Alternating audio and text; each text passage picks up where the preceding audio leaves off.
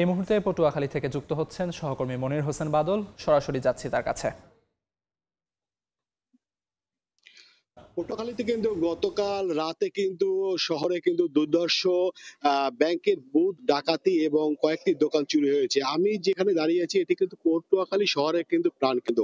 এই প্রাণকেন্দ্র কিন্তু এখান থেকে কিছু দূরে রয়েছে পটুয়াখালী শহরের কিন্তু পুলিশ ফাঁড়ি এবং বড় মসজিদ সহ এখানে সবসময় লোকজন আনাগোনা থাকলেও গতকাল রাত্রে কিন্তু ৩টা সাড়ে ৩টার দিকে পটুয়াখালী যে ডাচ বাংলা ব্যাংক রয়েছে, এই ডাচ বাংলা ব্যাংকের যে বুথ রয়েছে এই বুথও কিন্তু একজন নিরাপত্তা কর্মী থাকে সব সময়। এই নিরাপত্তা কর্মী মুজিবুর রহমানকে বেঁধে কিন্তু তারা কালকে ডাকাতির চেষ্টা করে এবং ডাকাতি তারা গ্রাহক সেজে মানে টাকা উঠানোর কথা বলে কিন্তু তারা ভিতরে প্রবেশ করে। পরবর্তীতে মুজিবুর রহমান যে নিরাপত্তা কর্মী ছিল সে কিন্তু তার সাথে হাতাহাতি হয়।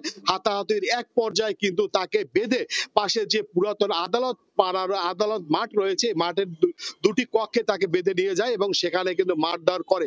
মুজিবুর রহমান কিন্তু বর্তমানে কিন্তু পটুয়াখালী মেডিকেল কলেজ হাসপাতালে কিন্তু চিকিৎসাধীন অবস্থা রয়েছে এবং তারা কিন্তু প্রায় আধা ৩০ মিনিট পর্যন্ত কিন্তু এই বুথে ভাঙচুর চালায়। এখান থেকে ল্যাপটপ এবং অন্যান্য যে মালামাল ছিল সেগুলো নিয়ে যায়। কিন্তু আমরা যতটুকু জানতে পেরেছি যে এটিএম বুথ ভাঙার চেষ্টা করলেও তারা না পেরে শেষ পর্যন্ত যখন ভোর হয়ে যাবে তখন তারা চলে যায়। এছাড়া পটুয়াখালী শহরে কিন্তু আরো একটি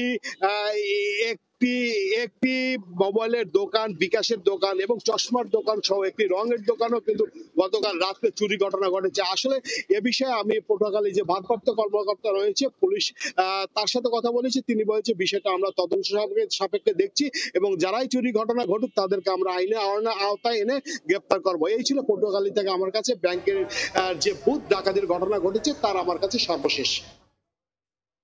যুক্ত ছিলাম পটুয়াখালীতে।